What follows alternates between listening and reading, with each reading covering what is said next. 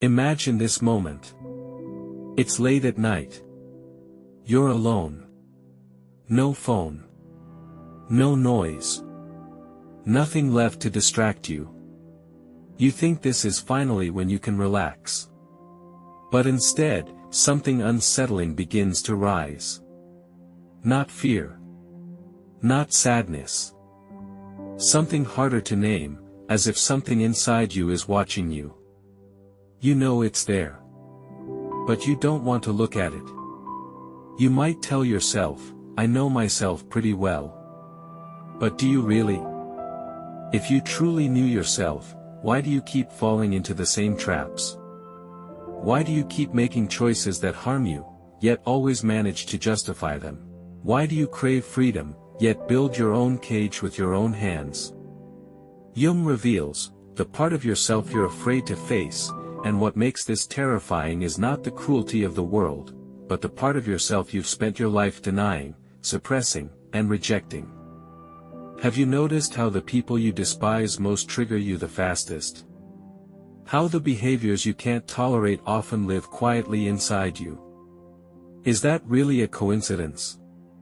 Or is it the part of you that you refuse to acknowledge, knocking in disguise? Jung called it the shadow. Not a symbol of evil, but everything you've pushed out of your identity. Anger. Envy. Control. Weakness. Selfishness. Aggression. The more you deny them, the stronger they grow in the dark. You think ignoring them makes them disappear. In reality, they're making decisions for you. You think you're choosing your life, but you're being led. You think you're acting rationally, but it's your unconscious pulling the strings. You think you're avoiding pain, but you're creating a deeper one. So here's the more brutal question: if your life keeps repeating the same patterns, is the problem really the world, or the part of yourself you refuse to face? Maybe you're not broken. Maybe you're not weak. Maybe you've just never met your whole self. And here's what's truly unsettling: if you keep pretending that part doesn't exist, it will keep showing up as fate, in relationships, careers, emotional breakdowns, especially when you're at your most vulnerable. Jung reveals, the part of yourself you're afraid to face is not a journey designed to make you feel comfortable, it's a confrontation that ends self-deception.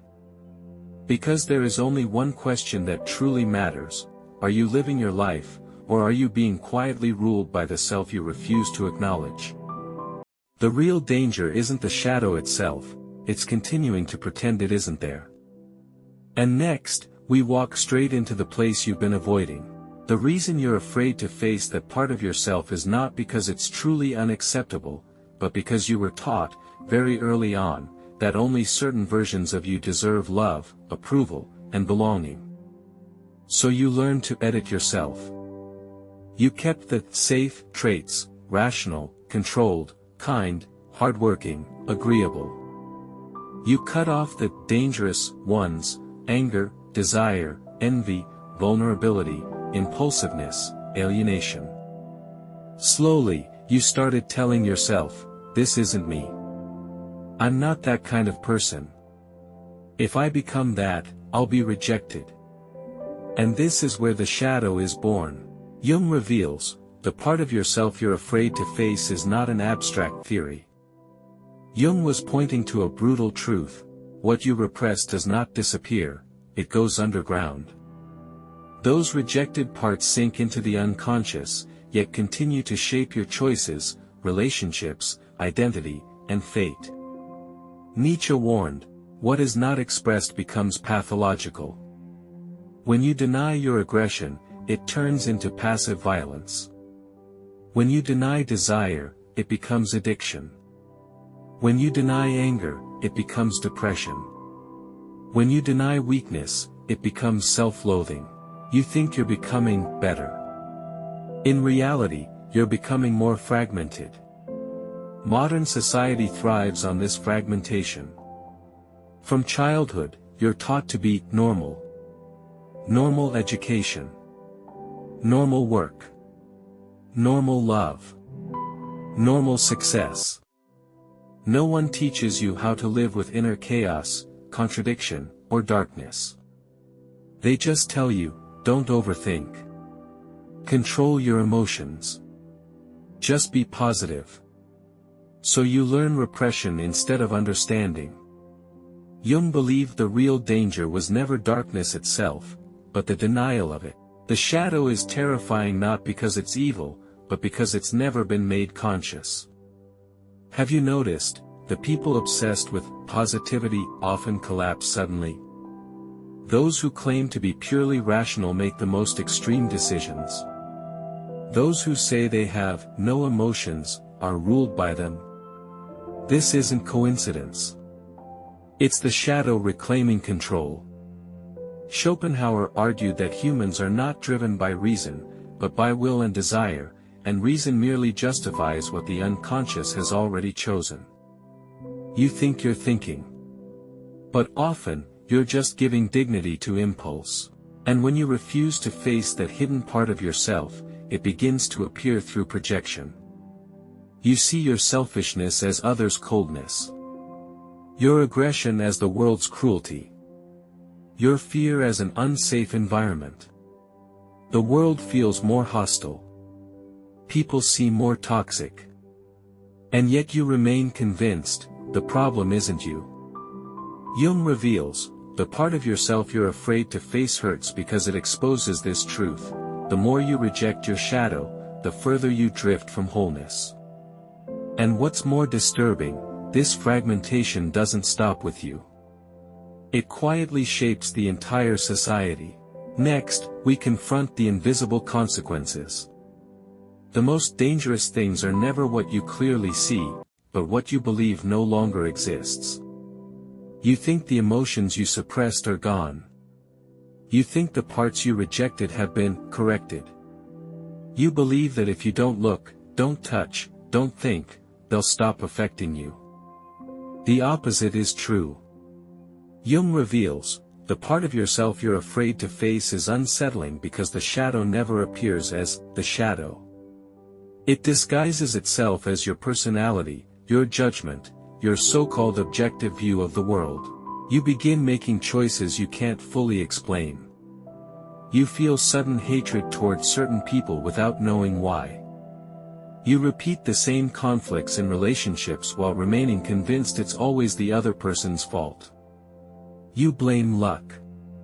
You blame circumstances. You blame toxic people.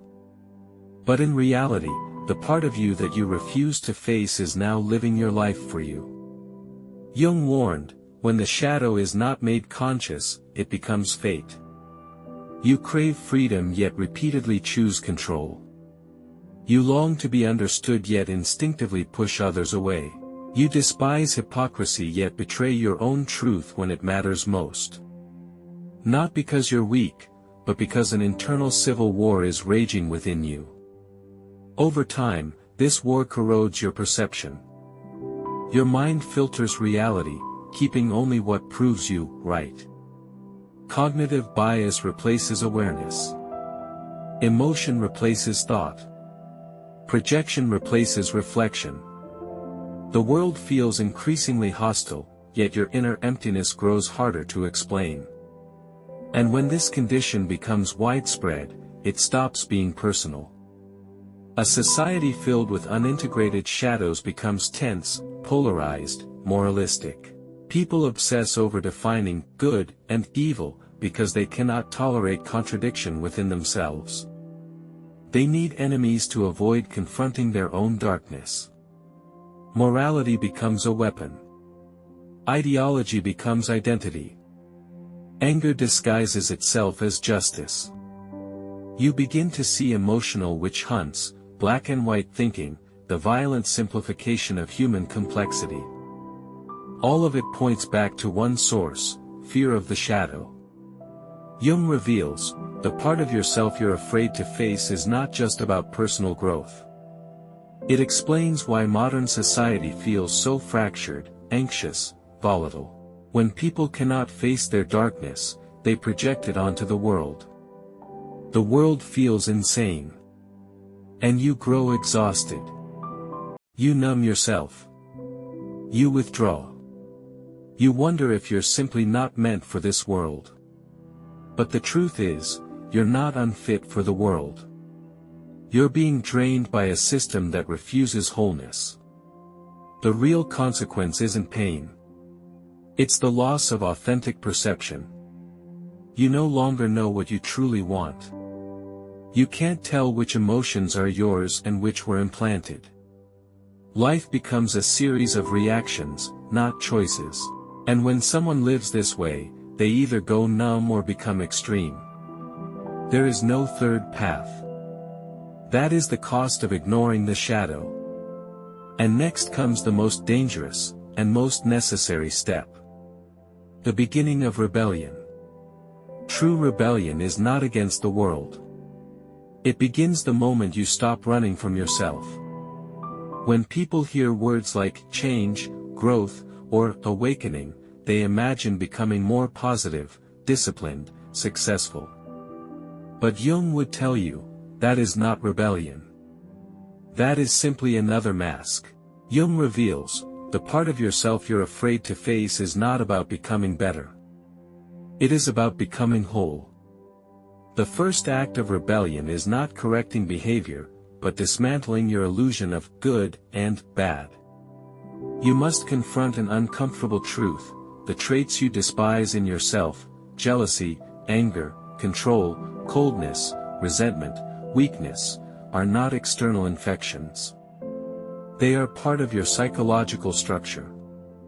The more desperately you deny them, the more power they gain in the dark. Real rebellion begins when you say, I see you. Not agreement.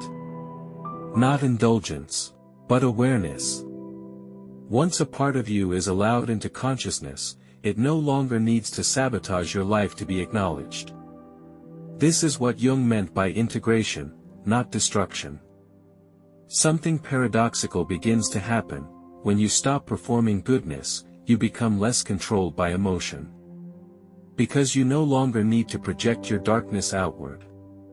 You realize that your intense hatred towards certain people is often a mirror. They are living out what you refuse to admit in yourself. You learn to pause when anger arises, not to suppress it, but to ask, what are you trying to protect? It is a dangerous